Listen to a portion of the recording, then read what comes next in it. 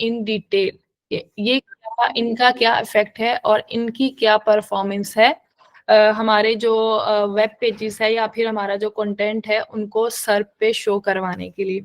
उससे पहले जो मैं डिस्कस करने जा रही हूँ वो है difference between on page end of page SEO. थोड़ा सा जनरली मैंने आपको पहले बताया था ऑन पेज एसईओ और ऑफ पेज एसईओ के बारे में। ये है एसईओ की टाइप्स, लेकिन कुछ स्टूडेंट्स होते हैं वो कंफ्यूज हो जाते हैं टाइप्स और टेक्निक्स में। टेक्निक्स क्या हैं जो हमने प्रीवियस लेक्चर में डिस्कस की थी, black head and white head. On page SEO को भी परफॉर्म करने की दो टेक्निक्स हैं, black head and white head, और ऑफ पेज एसईओ को भी परफॉर्म करने की दो टेक्निक्स हैं, white head and black head. तो टाइप्स में और टेक्निक्स में आप लोगों ने कंफ्यूज नहीं होना, इन दोनों को मिक्सअप नहीं करना। एसईओ हम क्यों करते हैं? एसईओ हम इसलिए करते हैं ताकि जो भी हमारी साइट है, जो भी हमारा बिजनेस है, वो गूगल पे रैंक करे, यूजर्स को शो हो। कोई भी कीवर्ड अगर सर्च होता है, अगर वो हमारी साइट पे मौजूद है तो हमारी साइट टॉप पे शो हो ऑडियंस को या फिर ट्रैफिक को। तो ऑन पेज एसईओ वो एसईओ की टाइप है जो हम ऑन द पेज परफॉर्म करते हैं, या फिर हम कहें हम अपने वेब पेजेस पे या वेबसाइट पे परफॉर्म करते हैं, या फिर हम कह सकते हैं कि जो हमारे कंट्रोल में होती है। तो हमारे कंट्रोल में सबसे पहले जो कंटेंट होता है वो हमारे कंट्रोल में होता है। उस कंटेंट को हम गूगल की नीड के अकॉर्डिंग, गूगल की इंस्ट्रक्शंस के अकॉर्डिंग ऑप्टिमाइज कर सकते हैं।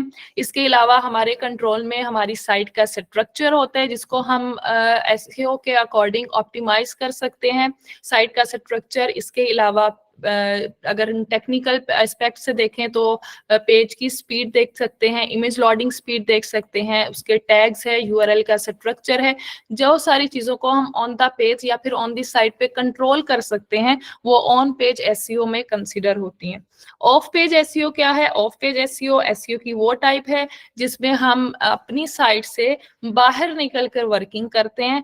मींस हम अपनी साइट दूसरों की साइट, जो एक्सटर्नल साइट्स होती हैं, वहां पे हम लिंक्स पेस्ट करते हैं अपनी साइट का, और वहां से ताकि जो ट्रैफिक है वो रीडायरेक्ट हो हमारी साइट पे। तो हमारी साइट पे जो ऑफ पेज एसईओ है वो ऑन दी साइट या फिर ऑन द पेज वर्किंग नहीं हो रही होती, वो एक्सटर्नली वर्किंग हो रही होती है, जिसमें हम लिंक बिल्ड करते हैं, सोशल मीडिया मार्केटिंग करते हैं। सोशल मीडिया मार्केटिंग का मतलब है कि हम ऐसे रेलिवेंट पेजेस बनाते हैं या पोस्ट बनाते हैं जो हमारी साइट से रिलेटेड होती हैं, और उसमें हम अपने लिंक्स पेस्ट करते हैं, और वो लिंक्स जो है वो हमारी साइट पे ही रीडायरेक्ट करते हैं। तो ऑफ पेज एसईओ में हम ये वाली चीजें कंसिडर करते हैं। अब उम्मीद है कि आपको डिफरेंस पता चल गया होगा ऑन पेज एसईओ का और ऑफ पेज एसईओ का। ये है एसईओ की टाइप्स, और ब्लैक हेड और व्हाइट हेड जो हमने प्रीवियस लेक्चर में डिस्कस किए थे वो है एसईओ की टेक्निक्स। नेक्स्ट है गूगल एल्गोरिथम। जब मैंने गूगल सर्च इंजन की वर्किंग की बात की थी तब मैंने ये डिस्कस किया था कि सर्च इंजन वर्क किस तरह करता है। जब भी हम कोई डाटा पब्लिश करते हैं, इंफॉर्मेशन देते हैं या इंफॉर्मेशन पोस्ट करते हैं गूगल पे, तो गूगल के क्रॉलर्स उसको क्रॉल करते हैं और उसमें से डाटा कलेक्ट करके लोकल सर्वर पे स्टोर कर देते हैं। अब लोकल सर्वर्स पे क्या होता है, वहां से डाटा इंडेक्स होता है। इंडेक्सर्स जो है वो उस डाटा को इंडेक्स करते हैं और वो गूगल के मेन सर्वर पे स्टोर कर देते हैं। तो जब भी कोई क्वेरी की जाती है मेन सर्वर पे, वहां पे जो रिजल्ट्स शो होते हैं वो होते हैं सर पे, यानी सर्च इंजन रिजल्ट्स पेजेस पे उसके रिजल्ट्स शो होते हैं। वहां से जो प्रोसेस है इंडेक्स किए हुए डाटा से सर्च इंजन रिजल्ट्स पेजेस पे जो रिजल्ट्स शो होते हैं वो होते हैं गूगल एल्गोरिथम्स के अकॉर्डिंग। तो गूगल एल्गोरिथम्स बेसिकली क्या है? गूगल एल्गोरिथम्स जो है वो एक ऐसा कॉम्प्लेक्स सिस्टम या फिर डिजाइन है जो कि क्या करता है, इंडेक्स किए हुए डाटा से the most relevant data show करवाता है सर्च इंजन रिजल्ट्स पेजेस पे, यानी कि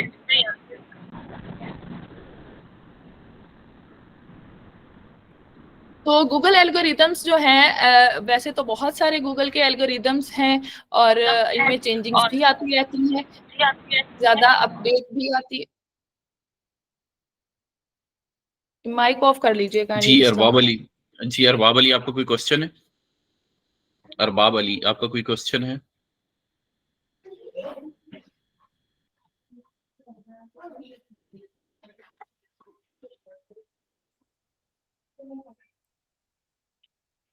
तो तो गूगल एल्गोरिथम्स बेसिकली एक ऐसा कॉम्प्लेक्स सिस्टम या फिर हम कह सकते हैं एक ऐसा डिजाइन है जो कि रोल प्ले करता है रेलिवेंट डाटा शो करने में सर पे। अगर हम बात करें तो ज्यादा सर्च, वैसे तो बहुत सारे सर्च इंजन्स भी हमने डिस्कस किए हैं, तो गूगल ही क्यों ज्यादा पॉपुलर है या फिर गूगल ही क्यों ज्यादा यूज किया जाता है, तो वो गूगल एल्गोरिथम्स की वजह से ही ज्यादा यूज किया जाता है। गूगल एल्गोरिथम्स क्या करते हैं कि मोस्ट रेलिवेंट डाटा यूजर्स को शो करवाया जाता है उनकी क्वेरी के अकॉर्डिंग। अगर वैसे तो गूगल के बहुत ज्यादा एल्गोरिथम्स हैं जिनमें चेंजिंग्स भी आती रहती है, अपडेट भी आती रहती है। मेजर चेंजिंग्स जो गूगल के एल्गोरिथम्स आए थे वो हम डिस्कस करेंगे आज। कई दफा इतना माइनर चेंज भी होता है कि जिसको डिटेक्ट करना ही मुश्किल हो जाता है कि गूगल के एल्गोरिथम में क्या चेंजिंग्स आई हैं। जो मोस्ट पॉपुलर गूगल एल्गोरिथम्स हैं वो सबसे पहले है पांडा, जो कि 2011 में इंट्रोड्यूस्ड हुआ था। और इसमें इससे पहले क्या होता था, इस एल्गोरिथम से पहले कि बहुत ज्यादा साइट्स पे डुप्लीकेटेड कंटेंट था, थिन कंटेंट मतलब यूजलेस कंटेंट था और डुप्लीकेटेड था, कीवर्ड ओवरस्टफ थे। क्योंकि यूजर्स ये समझते थे या फिर जो वेबसाइट्स जो बिल्ड करते हैं या वेबसाइट पे जो पब्लिश करते हैं वो ये समझते थे कि जितना ज्यादा कीवर्ड हमारे कंटेंट में मौजूद होगा तो उतना ही जो हमारा कंटेंट है वो गूगल पे रैंक होगा। लेकिन इस एल्गोरिथम के आने के बाद एसईओ में थोड़ा नहीं बल्कि बहुत ज्यादा चेंज आया, क्योंकि गूगल ने ये अनाउंस कर दिया कि वो इस तरह का डाटा बिल्कुल भी एक्सेप्ट नहीं करेगा जिसमें कीवर्ड जो है वो ओवरस्टफ्ड हो या फिर कॉपी पेस्ट किया हुआ कंटेंट हो, डुप्लीकेटेड कंटेंट हो, थिन कंटेंट हो, यूजलेस कंटेंट हो। तो इस एल्गोरिथम के आने के बाद वो सारी जो साइट्स थी वो डी रैंक हुई और बहुत ज्यादा इसमें चेंजिंग्स आई। अब क्वेश्चन ये है कि हम इस एल्गोरिथम से किस तरह डील कर सकते हैं, हम अपनी साइट की एसईओ किस तरह करें कि वो इस एल्गोरिथम के अकॉर्डिंग हो।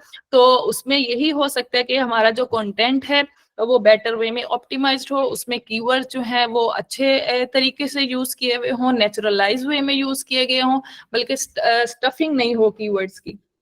इस तरीके से हम इस एल्गोरिथम के अकॉर्डिंग अपनी साइट की एसईओ कर सकते हैं।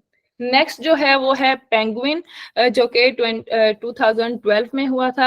अब पेंगुइन एल्गोरिथम आने से पहले जो एक फैक्टर कंसीडर किया जाता था साइट के रैंक होने का वो था बैकलिंक्स। तो लोगों ने क्या किया कि बैकलिंक्स जो है वो ज्यादा से ज्यादा बनाने शुरू कर दिए, कि वो यही समझने लगे कि बैकलिंक जितने ज्यादा होंगे उतनी ही ज्यादा हमारी जो साइट है वो रैंक करेगी। तो बैकलिंक स्पैमिंग होने लगी। फिर गूगल ने अपना ये वाला एल्गोरिथम इंट्रोड्यूस करवाया 2012 में, जिसमें जो ज्यादा बैकलिंक्स वाले साइट को उन्होंने कंसिडर किया, डी रैंक किया।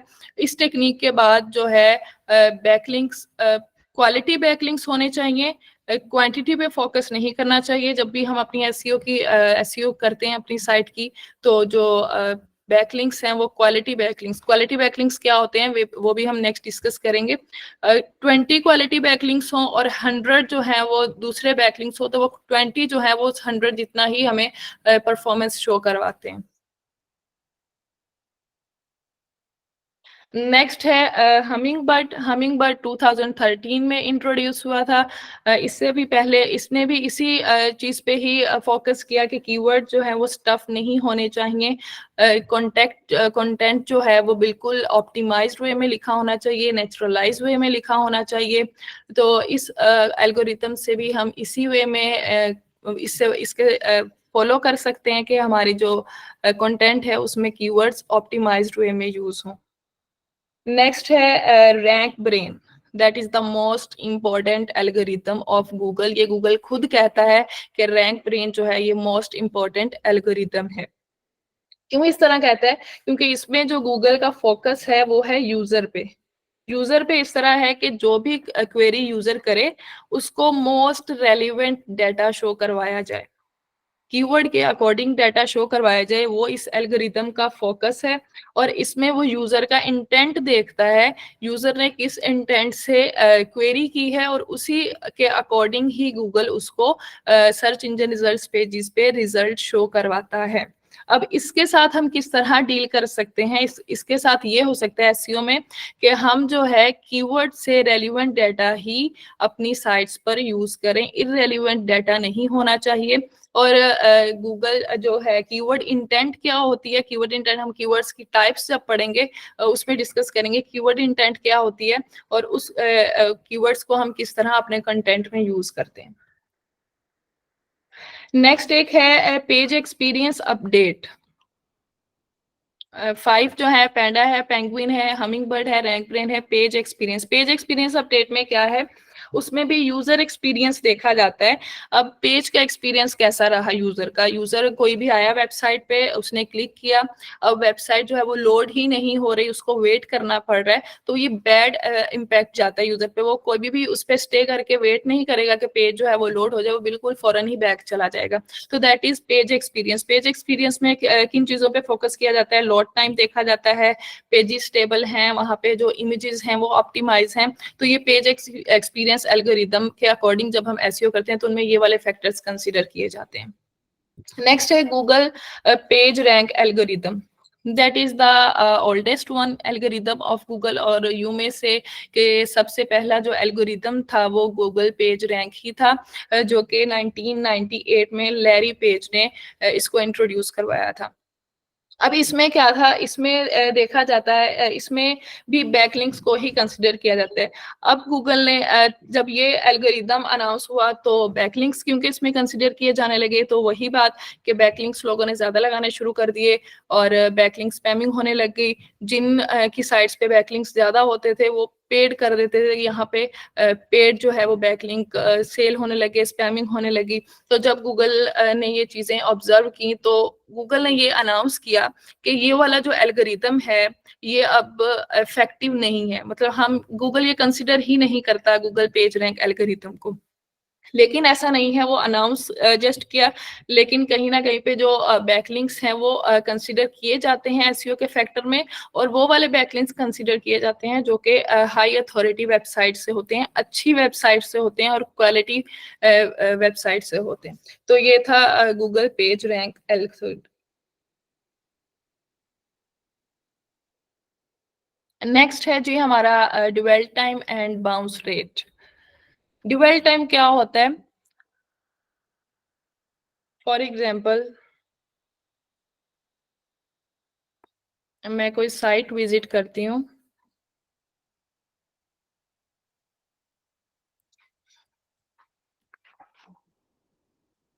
मैंने एक कीवर्ड सर्च किया, क्वेरी की, यहाँ पे मेरे सामने रिजल्ट्स शो हो गए, कोई भी क्वेरी आप कर सकते हैं, रिजल्ट शो हो गए। अब इस पे मैंने क्लिक किया और मैं ये वेबसाइट पर रीडायरेक्ट हो जाऊंगी, वेबसाइट पे मूव कर जाऊंगी।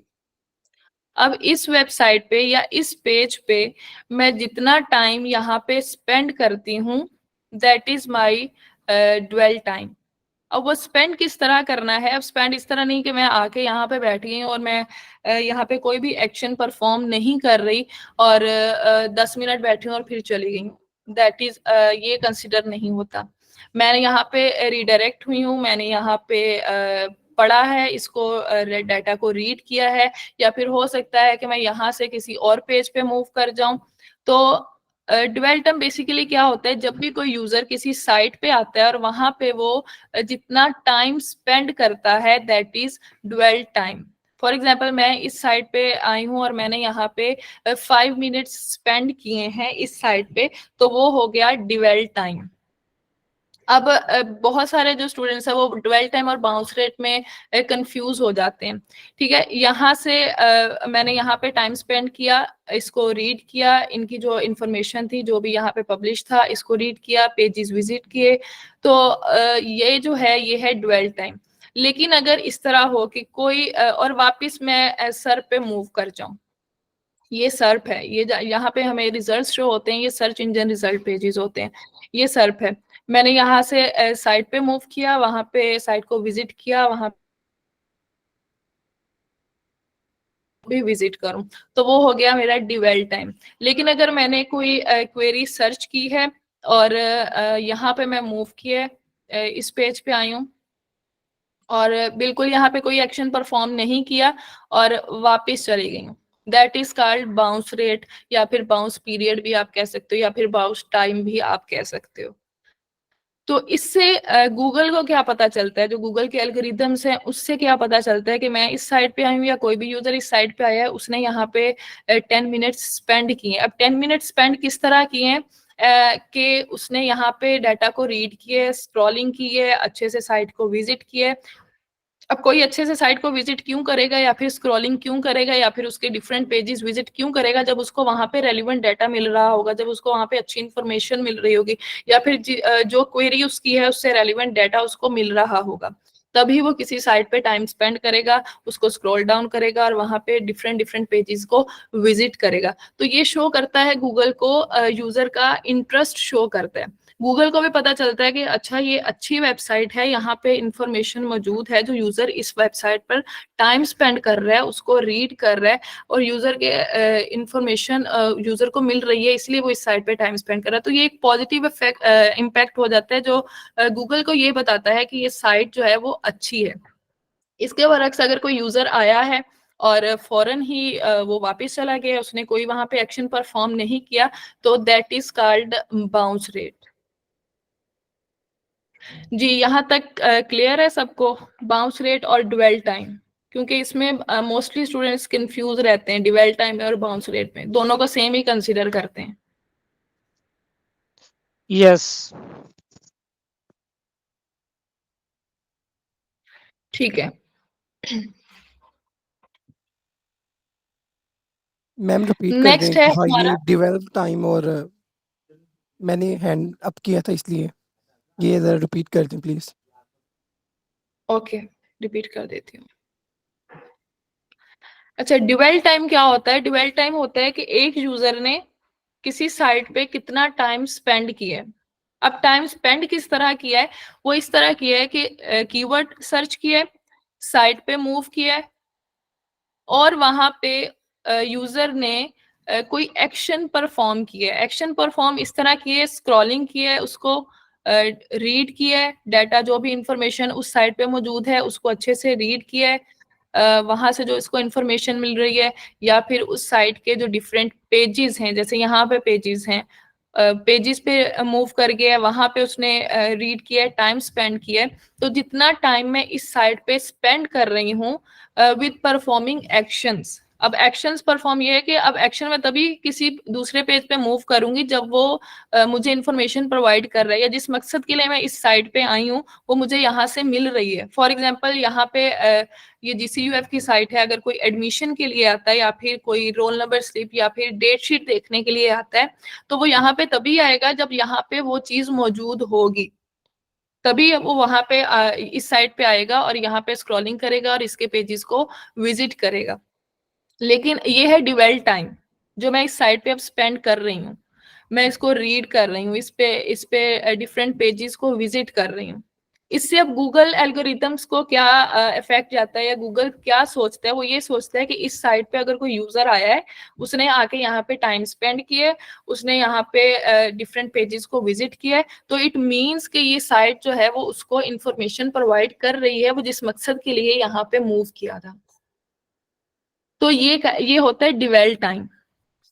इसके बरअक्स जी अगर कोई सुहेब, यूजर आया है, क्या क्वेश्चन है आपका? जी सुहेब।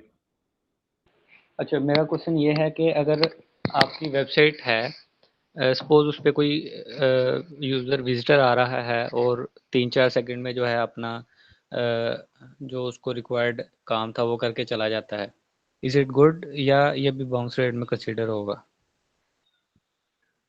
ये भी बाउंस रेट में ही कंसीडर होगा। 3-4 शुक्रिया। सेकंड में मुझे नहीं लगता, अगर कोई भी हम इंफॉर्मेशन गेन करने के लिए कुछ सर्च करते हैं और वो हमें एक साइट पे 3-4 सेकंड के लिए ही वो पूरी हो जाती मेरे है। कहने का मकसद ये है कि सपोज एक वेबसाइट है, वहाँ पे आप कोई चीज़ डाउनलोड करने के लिए जाते हैं और आपको वो मटेरियल विद इन सेकंड्स में जो है ना एक्सेसिबल हो जाता है, तो ये चीज़ मैं पूछना चाह रहा था, या क्या ये चीज़ ठीक है?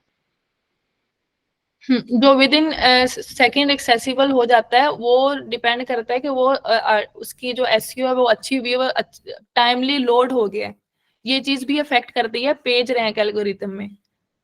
पेज एक्सपीरियंस अपडेट जो मैंने आपको बताया कि यूजर एक्सपीरियंस कैसा रहा है, कि वो एक साइट पे आया, फौरन से साइट अपलोड हो गई है, इमेजेस वगैरह शो हो गए हैं, that is considered in page rank update, कि यूजर एक्सपीरियंस अच्छा, अच्छा जा रहा है। अच्छा, ये चीज़ वेबसाइट जी की ज़ुहैब, रैंकिंग के लिए अच्छी है। ज़ुहैब देखिए मेरी बात, जब आप जाते हैं ना फाइल हिपो पे, फॉर एग्जांपल फाइल हिपो आपने ओपन की और आपने जैसे ही उस पेज को लोड किया, आपके सामने वो जो रिक्वायर्ड आपका सॉफ्टवेयर था, आपने सॉफ्टवेयर के डाउनलोड वाले बटन पे क्लिक किया और बटन पे क्लिक करने के बाद उस साइट का जो प्रोसेस टाइम है, like whatever you are going to download, वो डाउनलोडिंग स्टार्ट हो गई है। तो इट मींस कि वो साइट इस वक्त भी इन यूज है, वहां से डाउनलोडिंग हो रही है ना, वो इस वक्त भी इन यूज है। आपने उसको मिनिमाइज कर दिया है लेकिन वो डाउनलोडिंग हो रही है, तो वो उसकी रेपो को बिल्टअप करेगा। जी ठीक है, थैंक यू। जी, तो सर कितना मतलब के मैक्सिमम टाइम हम उस वेबसाइट पे रहेंगे कि वो डुअल टाइम में रहेगा? आपने देखा होगा कि अक्सर वेबसाइट पे लिखा हुआ आता है, चेक लगाना पड़ता है कि I am not a robot, मतलब रोबोटिक टाइम यस। से जो भी टाइम ज्यादा निकल जाएगा वो टाइम कंसीडर होगा कि इसको ऑर्गेनिक ट्रैफिक कहेंगे, लेकिन जो ठीक उससे कम होगा उसको वो बैड कंसीडर करता है। ठीक, थैंक यू। जी,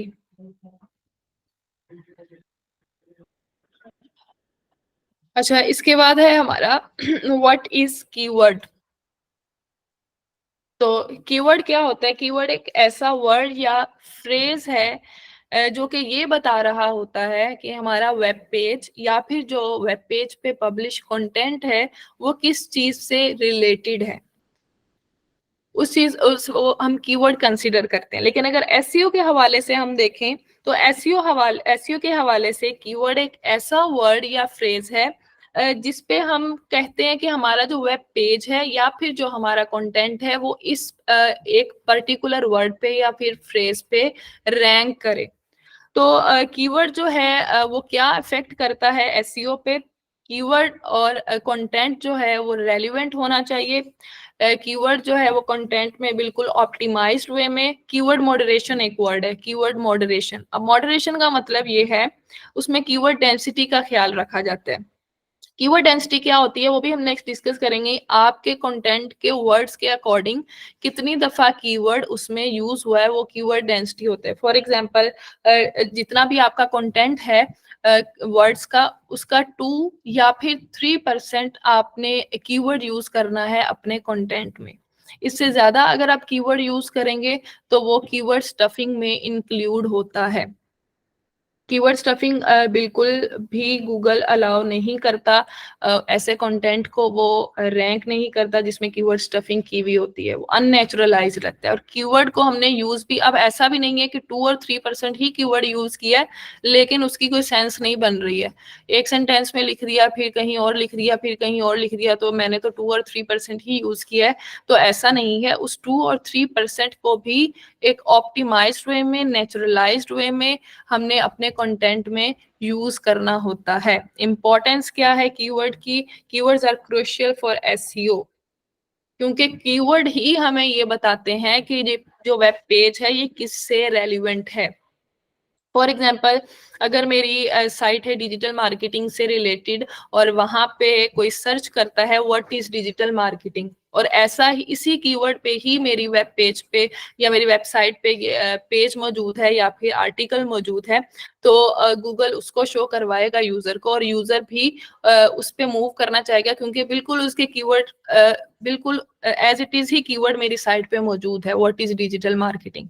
तो उस पे यूजर आएगा, उसको पता है कि यहाँ पे सारी इंफॉर्मेशन डिजिटल मार्केटिंग से जो भी इसको इंफॉर्मेशन रिक्वायर है वो यहाँ पे मौजूद है। तो कीवर्ड जो है ये इंपॉर्टेंट पार्ट प्ले करते हैं। इसकी बहुत सारी टाइप्स होती हैं, इसलिए इंटेंट होते हैं, डिफरेंट इंटेंट के कीवर्ड्स होते हैं कि उनसे हमें ये पता चलता है कि यूजर जो है वो किस मकसद के लिए इस कीवर्ड पे सर्च कर रहा है।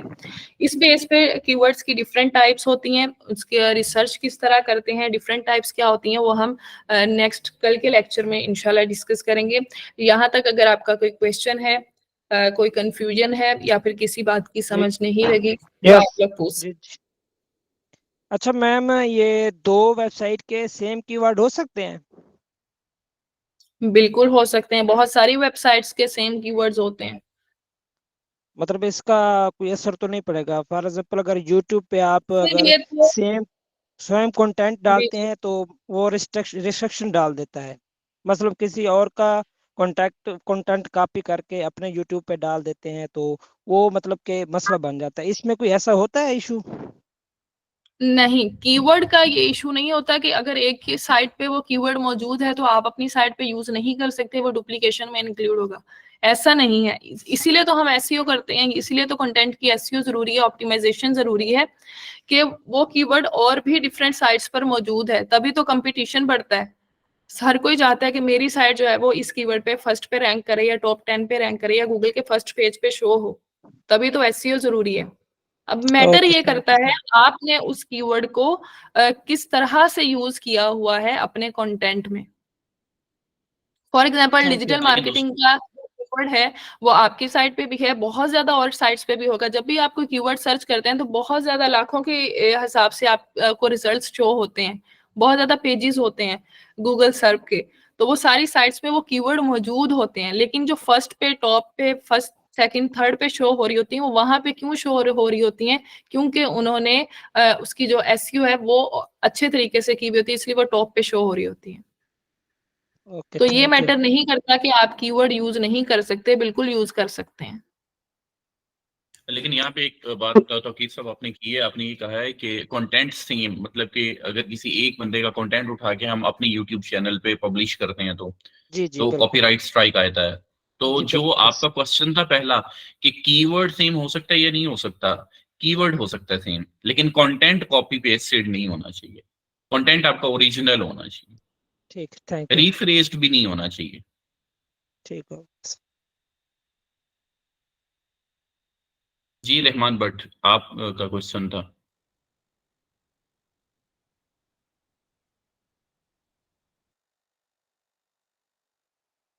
सर रिकॉर्डिंग स्टॉप कर दीजिए, क्वेश्चन आंसर सेशन ही चल रहा है।